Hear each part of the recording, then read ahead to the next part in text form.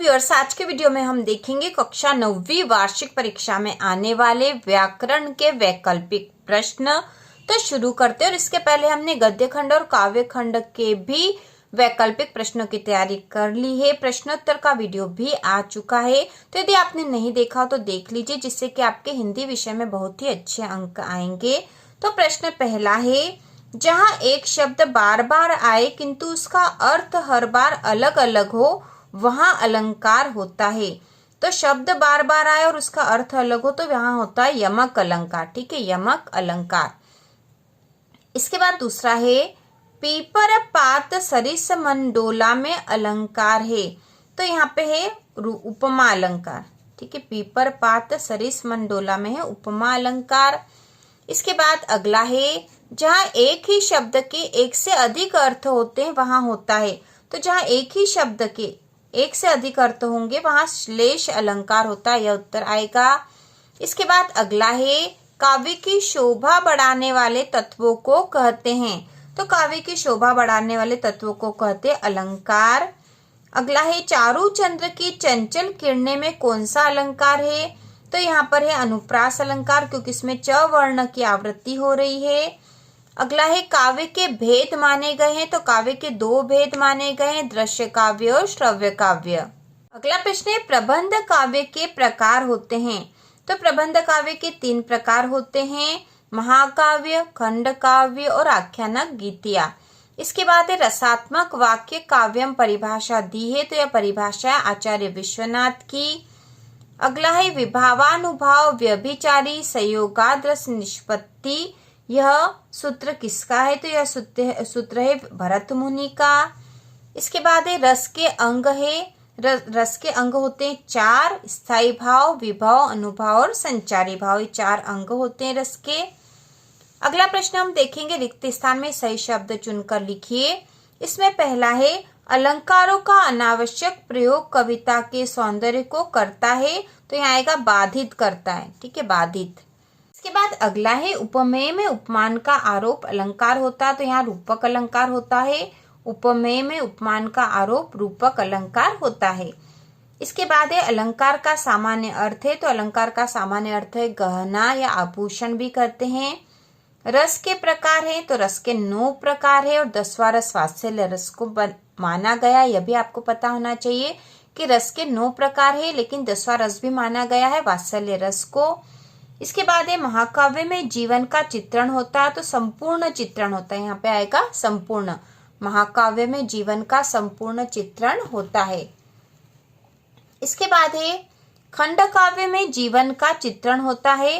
तो जीवन के एक अंश का चित्रण होता है। अगला है, सुदामा चरित है। तो सुदामा चरित है खंड काव्य। अगला है, मंगल भवन अमंगल हारी में छंद है। तो ये चौपाई छंद है। अगला है, छंद के भेद होते हैं। तो छंद के 2 भेद होते हैं, मात्रिक छंद और वर्णिक छंद। इसके बाद है, विरह वियोग श्याम सुंदर के ठाड़े क्यों न जरे। यह उदाहरण किस रस का है। तो यह है वियोग रस का। इसके बाद है, घृणा को उत्पन्न करने वाले दृश्यों का वर्णन होने पर रस होता है। तो वहां पे विभत्स रस होता है, जहाँ पे घृणा उत्पन्न करने वाले दृश्य होंगे वहां। अगला है, जहाँ काव्य सौंदर्य का आधार शब्द होते हैं वहां पर शब्दालंकार होते हैं। ठीक है, काव्य सौंदर्य का आधार शब्द होंगे वहां शब्दालंकार, और जहाँ अर्थ होगा वहां अर्थालंकार। तो यहाँ पे आएगा शब्दालंकार। इसके बाद अगला है, रामचरितमानस है। तो एक महाकाव्य है। इसके बाद है, मात्रिक छंद में की गणना की जाती है। तो क्योंकि मात्रिक है तो इसमें मात्राओं की गणना की जाएगी। तो यहाँ आएगा मात्राओं की। अगला है, रंगमंच पर अभिनय देखकर आनंदानुभूति काव्य की होती है। तो किस काव्य की होती है। दृश्य की। ठीक है, दृश्य काव्य की, क्योंकि उसे हम देख पा रहे हैं रंगमंच पर, इसलिए वह होगा दृश्य काव्य। इसके बाद अगला प्रश्न है, सही जोड़ी बनाइए। तो इसमें खंड और खंड ब है। खंड अ में है, रसात्मक वाक्यम काव्यम, महाकाव्य, पंचवटी, मुक्त काव्य, दोहा और रामायण। खंड ब है, कामायनी, मात्रिक छंद, आचार्य विश्वनाथ, महाकाव्य, पूर्वापर संबंध से मुक्त और खंड काव्य। तो इसकी जोड़ी आप खुद भी बनाकर देख सकते हो सबसे पहले, और फिर सही जोड़ी आप देख लीजिए। तो इसकी सही जोड़ी अब हम बनाएंगे। रसात्मक वाक्यम काव्यम ये आचार्य विश्वनाथ की परिभाषा है, काव्य की परिभाषा है यह। इसके बाद है महाकाव्य, तो यहाँ आ जाएगा कामायनी एक महाकाव्य है, पंचवटी एक खंड काव्य है, मुक्तक काव्य में आ जाएगा पूर्वापर संबंध से मुक्त होते हैं, दोहा एक मात्रिक छंद है और रामायण एक महाकाव्य है। तो इस प्रकार से जोड़ी बनेगी। इसके बाद अगली जो जोड़ी है वह खंड और खंड ब पहले हम देख लेंगे। खंड अ में है काव्य की शोभा बढ़ाने वाले तत्व, श्लेष का अर्थ, छंद के प्रकार, अलंकार शब्द का सामान्य अर्थ है, वार्णिक छंद, छंद से बंधी रचना कहलाती है। खंड ब में है दो वर्णों की गणना, अलंकार, काव्य, चिपका हुआ और आभूषण। तो इसकी जोड़ी बनाएंगे। काव्य की शोभा बढ़ाने वाले तत्व अलंकार होते हैं, श्लेष का अर्थ है चिपका हुआ, छंद के प्रकार है दो, अलंकार शब्द का सामान्य अर्थ है आभूषण, वार्णिक छंद, तो वार्णिक छंद में वर्णों की गणना आ जाएगी और छंद से बंधी रचना कहलाती है, तो कहलाती है काव्य। तो इस प्रकार से जोड़ी बनेगी। इसके बाद अगली जोड़ी है खंड और खंड ब, तो खंड अ में है गणों के रूप होते हैं, छंदों के प्रकार, तीन वर्णों के समूह को, महाकाव्य के कम से कम, कविता का बाह्य रूप, श्रव्य काव्य के भेद। और खंड ब में 8 सर्ग, प्रबंध काव्य व मुक्तक काव्य, 8 अभिव्यक्ति, 2 और गण कहलाते हैं। तो यहाँ पर हम जोड़ी बनाएंगे। गण के रूप होते हैं तो गण के 8 रूप होते हैं। छंद के प्रकार, तो छंद के 2 प्रकार है, मात्रिक छंद और वार्णिक छंद। 3 वर्णों के समूह को कहते हैं तो 3 वर्णों के समूह गण कहलाते हैं। महाकाव्य, तो यहाँ आएगा महाकाव्य में कम से कम, महाकाव्य में कम से कम 8 सर्ग होते हैं।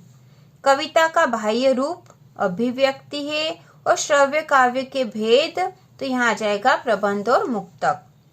इसके बाद हम व्याकरण के कुछ वैकल्पिक प्रश्न और देखेंगे। तो इसमें प्रश्न है, शब्द के अंत में जुड़कर उसका अर्थ परिवर्तित करने वाले शब्दांश कहलाते हैं।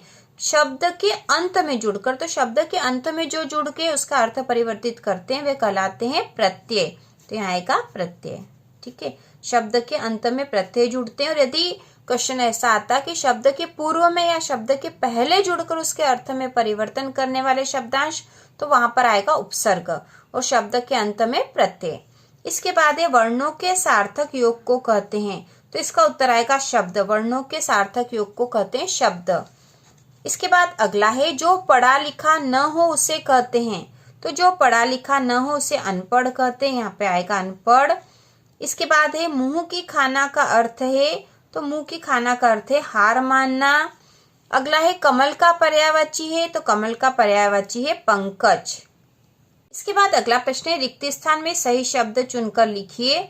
इसमें पहला है, आचार के पूर्व अति उपसर्ग जोड़कर बनेगा, तो आचार जो शब्द है इसके पूर्व अति उपसर्ग हम लगा देंगे तो बन जाएगा अत्याचार। दूसरा है, कमाई में प्रत्यय है, तो कमाई में प्रत्यय है आई। सदाचार का विलोम है, तो सदाचार का विलोम है दुराचार। इसके बाद है, जो अधिक बोलता है उसे कहते हैं, तो जो अधिक बोलता है उसे वाचाल कहते हैं। इसके बाद है, अन्य भाषाओं के संपर्क के कारण हिंदी में आने वाले शब्द कहलाते हैं, तो वे शब्द कहलाते हैं विदेशी शब्द। इसके बाद सही जोड़ी हम बनाएंगे यहाँ पर।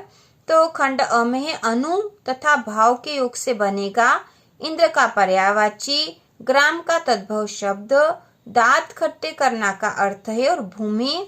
जबकि खंड ब में है, गांव, धरा, परास्त करना, अनुभाव और सुरपति। तो यहाँ पे अनु तथा भाव के योग से बनेगा अनुभाव।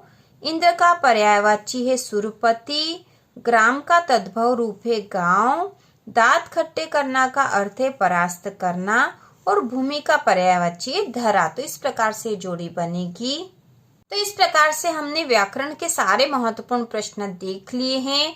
कक्षा 9वीं हिंदी वार्षिक परीक्षा की हम संपूर्ण तैयारी कर रहे हैं। तो इसी प्रकार के और वीडियो देखने के लिए, कक्षा 9वीं की संपूर्ण तैयारी के लिए चैनल को सब्सक्राइब कीजिए।